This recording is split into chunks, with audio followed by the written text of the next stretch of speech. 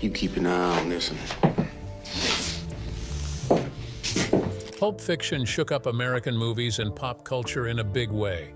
The film captured the spirit of Generation X and turned it into something powerful. It made having a deep, even obsessive love for trashy media feel good, as if it were a badge of honor instead of something to be embarrassed about.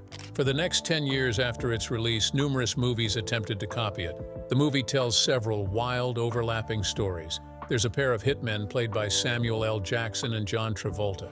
There's a boxer on the run played by Bruce Willis. Then there's an influential gangster, Ving Rhames, and his mysterious girlfriend, Uma Thurman. Together, their stories intertwine and collide in surprising ways. No copy ever came close to the original. This one-of-a-kind film still stands out. Nothing else hits quite the same. Pulp Fiction came straight from Quentin Tarantino's bold imagination. The film feels deeply personal and packed with references, so many that watching it can feel like being in on a private joke between Tarantino and his audience. Some of those references are so hidden that only a lucky few even catch them. But don't worry, we've tracked down the stories behind those moments, the meanings behind the layers, and even more, what most fans never figured out. John Travolta met Quentin Tarantino at an unforgettable moment in his life. At the time, Travolta's career had hit a rough patch. He shot to fame back in the 1970s with the hit TV show Welcome Back, Kotter, then became a full-blown movie star with roles in Grease, Saturday Night Fever, and Blowout. That last one, by the way, is one of Tarantino's top 3 favorite films of all time. But by the early 1990s, Travolta hadn't had a big hit in years. That changed when Tarantino, fresh off the success of his first movie, Reservoir Dogs, finally had the power to follow his dream. And that dream included bringing his favorite actor back into the spotlight. It was a generous move, but the way Travolta tells it, their first meeting was a little creepy. According to the New Zealand Herald, Travolta got invited to Tarantino's house, where he found something totally unexpected: a bunch of board games based on his own movies.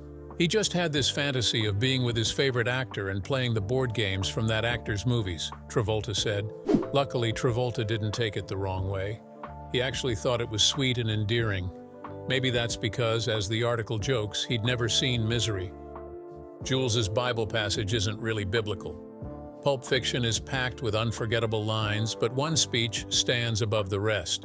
It's the intense monologue Samuel L. Jackson's character, Jules, gives right before he kills someone. And later, it's the same speech that pushes him to walk away from a life of crime. He says it comes from the Bible, specifically Ezekiel chapter 25, verse 17. But if you're familiar with how Bible verses usually read, something feels off. For starters, the speech is way too long to be just one verse. In fact, only the final line actually comes from the part Jules says he's quoting. The rest mixes different parts of Scripture, from Genesis with his brother's keeper, to Psalm 23 and the Valley of Darkness. It is a classic Tarantino move, blending elements of pop culture and tradition into something wild and new. And while that's partly true, the real surprise is that Tarantino didn't write this monologue at all. The speech comes from a Japanese film called Bodigado Kiba, which is precisely the gritty, violent movie Tarantino loves.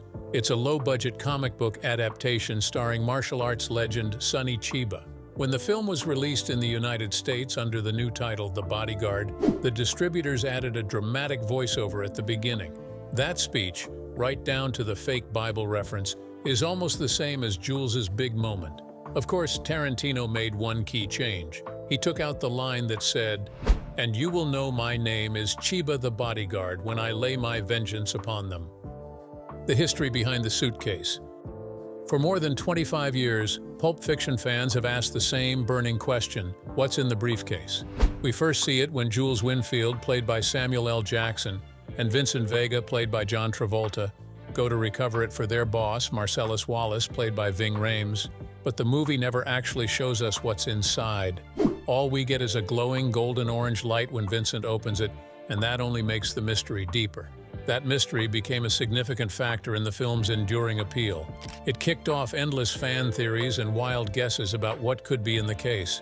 But believe it or not, Tarantino originally had a straightforward answer. In the early versions of the script, the briefcase just held diamonds.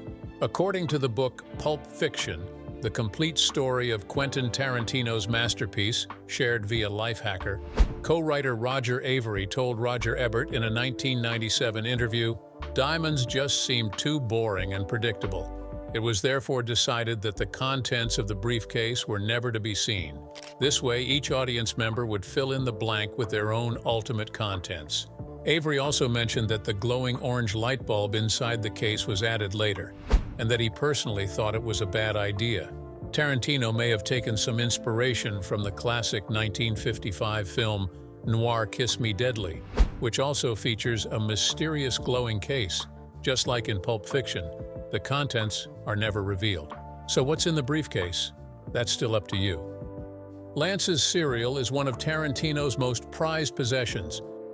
Eric Stoltz plays Lance in Pulp Fiction, the local substance dealer who supplies Vincent with the stuff that almost kills Mia Wallace. Lance has to guide Vincent in saving her life. We first see Lance relaxing on the sofa, watching TV reruns and eating a bowl of cereal. The cereal brand might seem like a small detail most directors wouldn't care about, but for Quentin Tarantino, it was serious business. That cereal is Fruit Brute, a monster-themed cereal that used to appear in stores every Halloween. It was part of a spooky cereal crew alongside Count Chocula and Frankenberry. Fruit Brute stopped being sold regularly after 8 Halloweens, and almost everyone forgot about it, except Tarantino. This wasn't even the first time Tarantino slipped Fruit Brute into one of his films. You can spot it in Mr. Orange's apartment in Reservoir Dogs, right under a Silver Surfer poster. It might seem like a tiny detail, but it helps build the strange, timeless world of Pulp Fiction.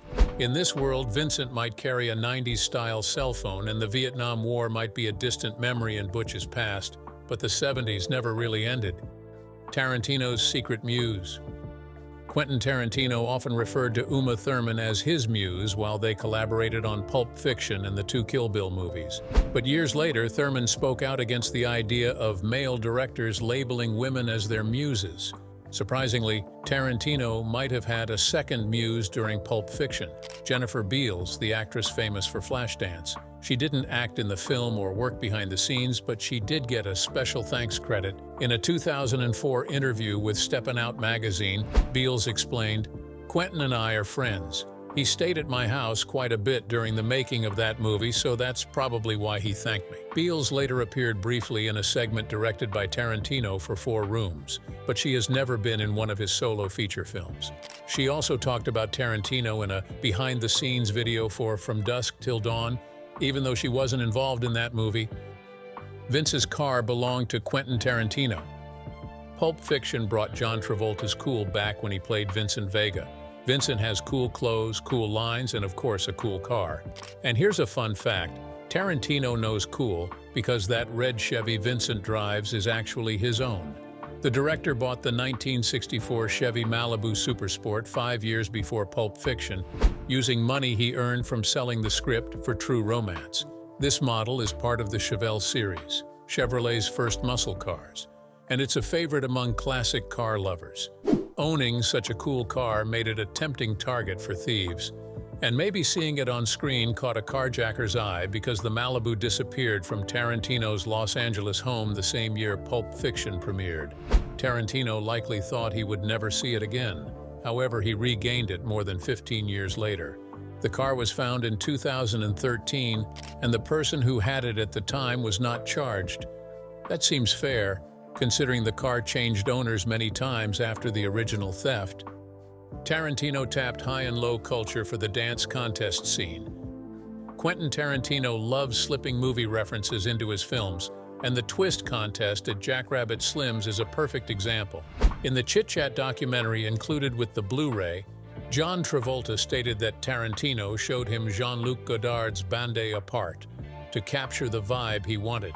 Godard, one of the pioneers of the French New Wave, had a significant impact on Tarantino's early work. In fact, Tarantino dedicated the title page of his Reservoir Dogs screenplay to Godard. Tarantino even named his production company A Band Apart after Godard's film. But Godard didn't feel flattered by the shout-out and wasn't a fan of Tarantino's movies. Later on, Tarantino said he had moved on from Godard and was no longer a fan himself. In Bande Apart, the main characters dance to the jukebox in a coffee shop, clearly inspiring the dance scene at Jackrabbit Slim's. Over the years, people have suggested influences ranging from Federico Fellini's 8.5 to the old Adam West Batman TV show. But Tarantino has said his real inspiration came from an unexpected place, the 1970 animated children's movie, The Aristocats. On The Graham Norton Show, he explained, "The image that I had in my mind was the Zsa Zsa Gabor cat from The Aristocats." A classic war movie crossover was snuck into the watch monologue. If anyone in Pulp Fiction gets a monologue as unforgettable as Jules, it's Christopher Walken as Captain Coons. In a flashback to Butch Coolidge's childhood, Coons shows up to deliver a family heirloom watch. He tells the story behind the watch, including a graphic and unexpected description of how he and Butch's father hid it from their captors in a prisoner of war camp. One of the watch's earlier owners, Dane Coolidge, died in World War II during the Battle of Wake Island. Before he died, he gave the watch to an Air Force gunner named Winaki. That name might seem like a small detail, but Quentin Tarantino chose it on purpose. It's a nod to Howard Hawks, a legendary filmmaker from old Hollywood. Hawks made a wide range of movies, from romantic comedies like His Girl Friday to gangster dramas like the original Scarface, film noirs like The Big Sleep, musicals like Gentlemen Prefer Blondes, and westerns like Red River. What tied all these films together was Hawks' unique style, especially his clever use of overlapping dialogue that paved the way for directors like Tarantino. Tarantino paid tribute by placing the story of Hawks' 1943 war movie Air Force into the Pulp Fiction universe, inserting John Garfield's character Sergeant Joe Winaki into Captain Coons' tale. Jokes are hidden in the fight marquee. Pulp Fiction is so packed with details that you can't afford to blink for even a minute, or you might miss something important. In Chapter 2, called The Gold Watch, we see the aftermath of a boxing match. Marcellus Wallace bribes the boxer Butch Coolidge to throw the fight, but Butch does the opposite. He wins by beating his opponent to death and then runs off with the money. With all that action, you might miss the names on the fight marquee. Coolidge versus Wilson. This is a clever little joke referencing two early 20th century U.S. presidents, Woodrow Wilson and Calvin Coolidge. If that isn't inside enough for you, Tarantino adds another hidden reference just for himself and a few close friends. Above Coolidge and Wilson in smaller letters, the marquee also shows a fight between Vossler and Martinez. Who are they? In My Best Friend's Birthday, the making of a Quentin Tarantino film, Andrew J. Rausch tells the story of Tarantino's early days working as a video store clerk alongside Russell Vossler and Jerry Martinez. Clearly, Tarantino never forgot his roots, and he slipped a tribute to his friends into the movie that launched his Hollywood career. Tarantino dropped a reference into Pulp Fiction. Vincent Vega has a habit of using the bathroom at the worst possible times. When Butch runs home to grab his watch, he finds Vincent waiting for him. Butch sees Vincent's gun on the counter and shoots him as Vincent leaves the bathroom. Later in the movie, but earlier in the timeline, Vincent sneaks away again and misses Jules's showdown with the stick-up artists in the diner. Both times, Vincent is carrying a copy of Modesty Blaise. This is a spy thriller series about a comic strip heroine created by writer Peter O'Donnell.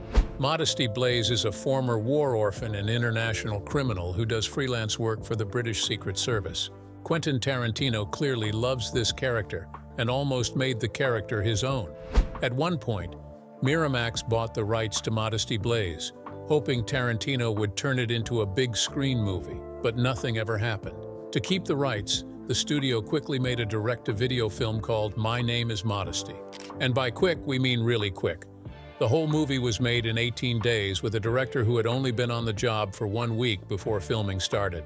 Tarantino has not shown any sign of making his own Modesty Blaise movie, but he did get a producer credit on My Name is Modesty. Samuel L. Jackson's mother questioned Pulp Fiction.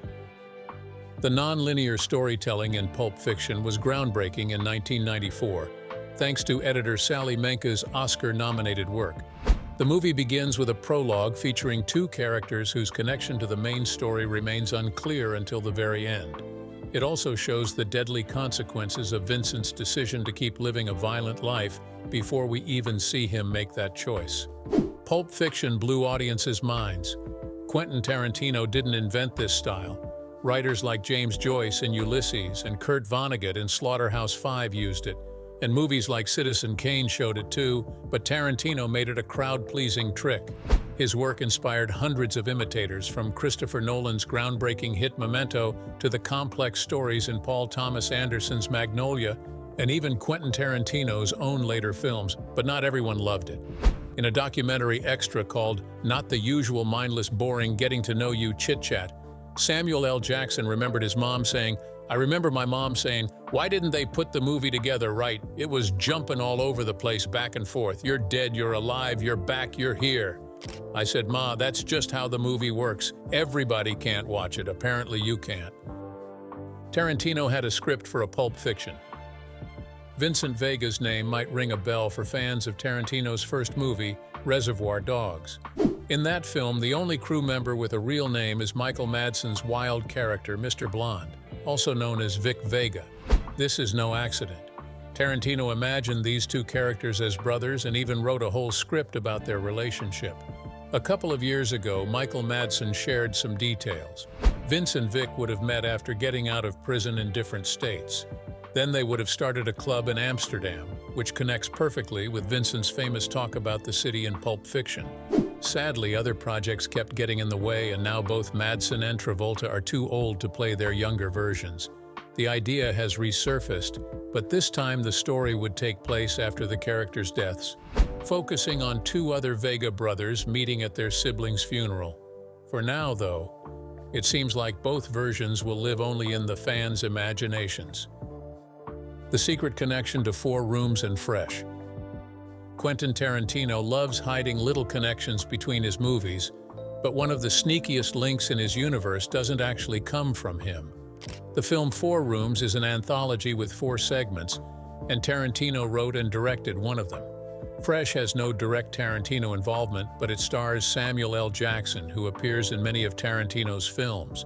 Both movies share a deep connection to Pulp Fiction through Lawrence Bender, who produced all 3 films and, even more interestingly, played the same cameo role in each.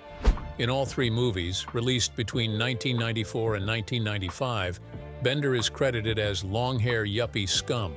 This suggests that the same yuppie seen during Pumpkin and Honey Bunny's diner robbery in Pulp Fiction is also on the streets in Fresh and later at the New Year's Eve party in Four Rooms. Aside from Fresh and director Robert Rodriguez's work, only one other film not written or directed by Tarantino connects to his universe: Steven Soderbergh's Out of Sight. That movie stars Michael Keaton as Detective Ray Nicolette, the same character he plays in Tarantino's Jackie Brown. The character comes from Elmore Leonard's novels, but casting Keaton in both films released within a year of each other is no accident. Tarantino gave his girlfriend a cameo. The Pulp Fiction cast includes both rising stars and those whose fame was fading. One familiar name is Kathy Griffin, who appears briefly as one of the women who helps Marcellus Wallace, played by Ving Rhames, after Butch Coolidge, played by Bruce Willis, runs him over. She has a few lines and is the one who points a confused Marcellus toward Butch after the crash. Although Griffin later became a well-known actor, comedian, and reality TV star, she was not famous yet when Pulp Fiction was made. Griffin dated Quentin Tarantino for a while, and he gave her this cameo role, even crediting her as playing herself. The following year, Tarantino gave her a bigger part in Four Rooms. He also cast her when he guest-directed an episode of the popular TV show ER. 1 year later, Griffin had her first stand-up comedy special on HBO and rose to even greater fame.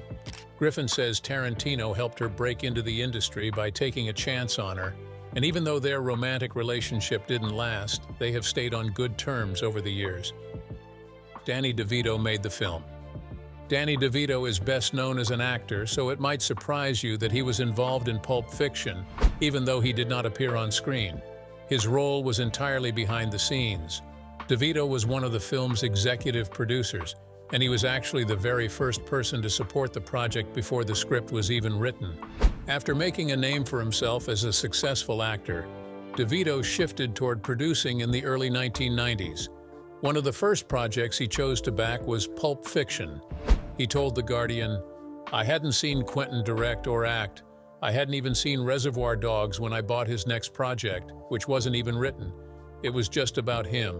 I liked the way he was talking about it." This shows just how much Tarantino's passion and charm convinced DeVito to get involved without seeing any footage. Originally, Pulp Fiction was set up as a Columbia TriStar production, but the studio dropped it. They worried it was too violent and doubted the quality.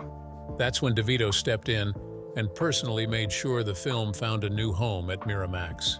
Thanks to his hard work behind the scenes, Pulp Fiction did not fall apart and made it to theaters, changing cinema forever. John Travolta was not Tarantino's first choice for Vincent Vega. Quentin Tarantino originally wrote the part of Vincent Vega specifically for Michael Madsen, known for his role as Mr. Blonde in Reservoir Dogs. Madsen had to decline because he was already committed to another film, Wyatt Earp. John Travolta was the strong second choice, but studio boss Harvey Weinstein initially refused to approve Travolta, considering him a risky or cold choice at the time.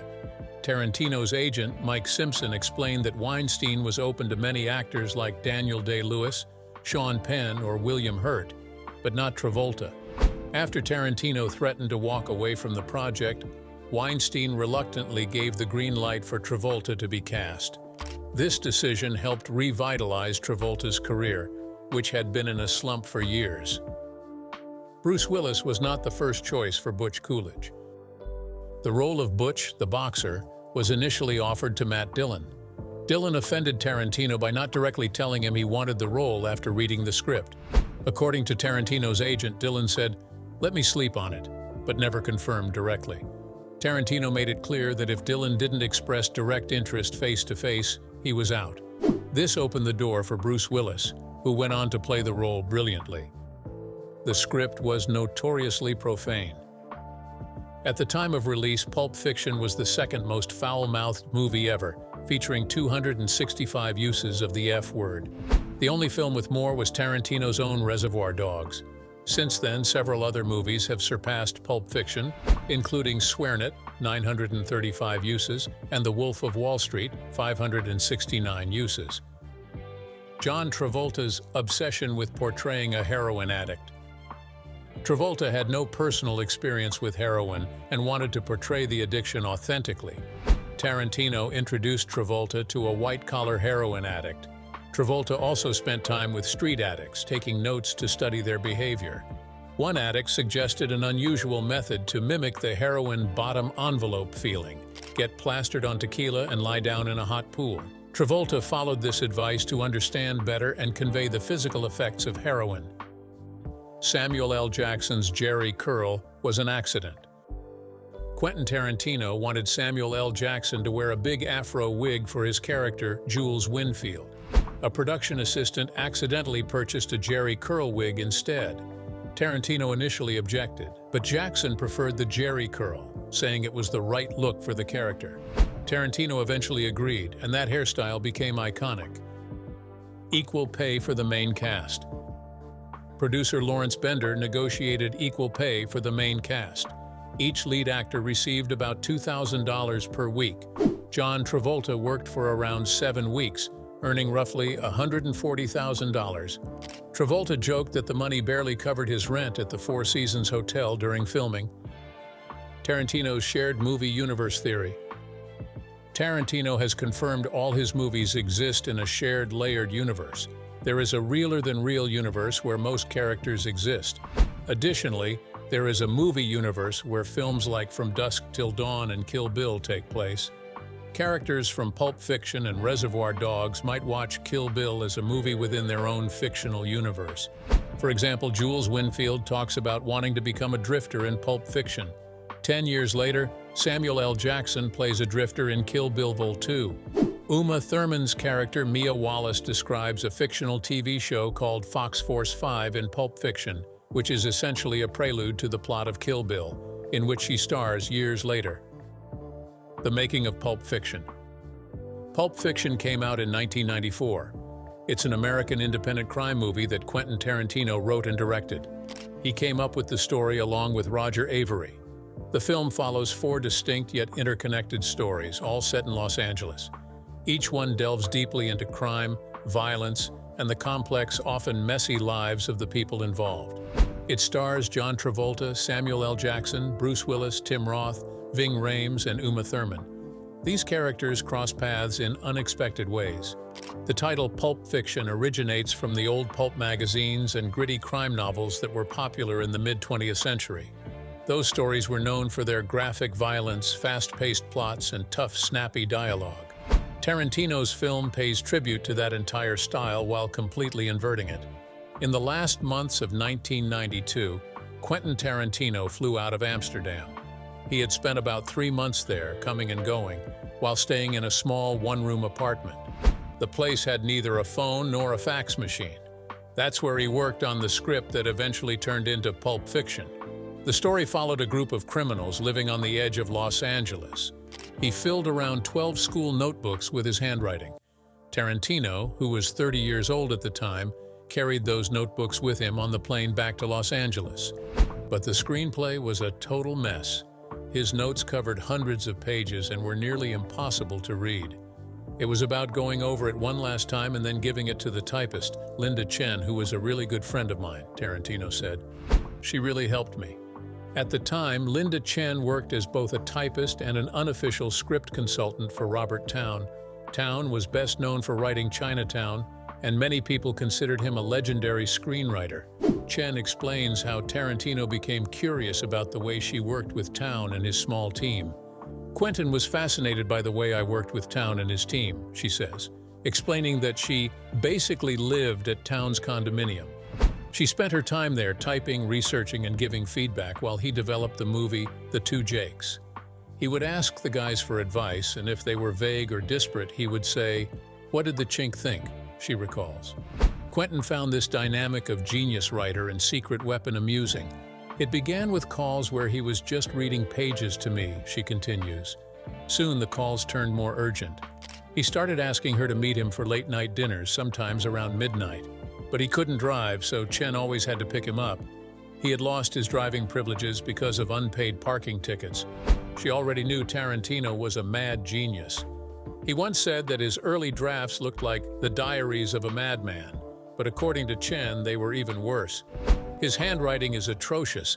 He's a functional illiterate. I was averaging about 9,000 grammatical errors per page. After I would correct them, he would try to put back the errors because he liked them. The producer, Lawrence Bender, and TriStar Pictures had already put in $900,000 to help develop the project, and they were putting pressure on Tarantino to hand over the script. It was already late. At the time, Linda Chen was sitting for a screenwriter in a house in Beverly Hills. She invited Tarantino to move in so he could finish the script. He arrived with only the clothes on his back, she says, and he ended up crashing on the couch. Chen agreed to work for free, but she made one request. She told Tarantino he had to rabbit sit her pet, Honey Bunny, when she left town for a shoot. Tarantino refused to do it. Sadly, the rabbit died while she was away. Later, he named the character Honey Bunny in Pulp Fiction, played by Amanda Plummer, as a tribute. By May of 1993, the screenplay was complete. It was 159 pages long. On the cover, Quentin had me type May 1993 last draft, which was his way of signaling that there would be no further notes or revisions at the studio's behest, says Chen. When Pulp Fiction exploded into theaters 1 year later, critics couldn't stop talking about it. Stanley Crouch, writing for the Los Angeles Times, called it a high point in a low age. Time magazine said, "It hits you like a shot of adrenaline straight to the heart." In Entertainment Weekly, Owen Gleiberman didn't hold back. He called it nothing less than the reinvention of mainstream American cinema. The movie cost $8.5 million to make. However, it went on to earn $214 million worldwide. At the time, that made it the highest-grossing independent film ever made. Roger Ebert praised it as the most influential movie of the 1990s. He said it was so well written in a scruffy fanzine way that you want to rub noses in it, the noses of those zombie writers who take screenwriting classes that teach them the formulas for hit films. The movie didn't just break records, it changed careers. It brought John Travolta back into the spotlight, turned Samuel L. Jackson and Uma Thurman into major stars, and gave Bruce Willis a fresh boost at the box office. It also turned Harvey and Bob Weinstein from Miramax into powerful names in the world of independent film. Harvey Weinstein later said, The first independent movie that broke all the rules. It set a new dial on the movie clock. Janet Maslin wrote in the New York Times, "It must be hard to believe that Mr. Tarantino, a mostly self-taught, mostly untested talent who spent his formative years working in a video store, has come up with a work of such depth, wit, and blazing originality that it places him in the front ranks of American filmmakers." She added, "You don't merely enter a theater to see Pulp Fiction, you go down a rabbit hole."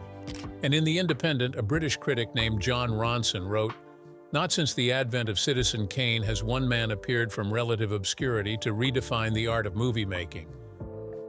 Are you a fan of Pulp Fiction too? If you guessed some of these behind-the-scenes facts already, tell us in the comments. Don't forget to like, subscribe, and hit that notification bell for more movie facts.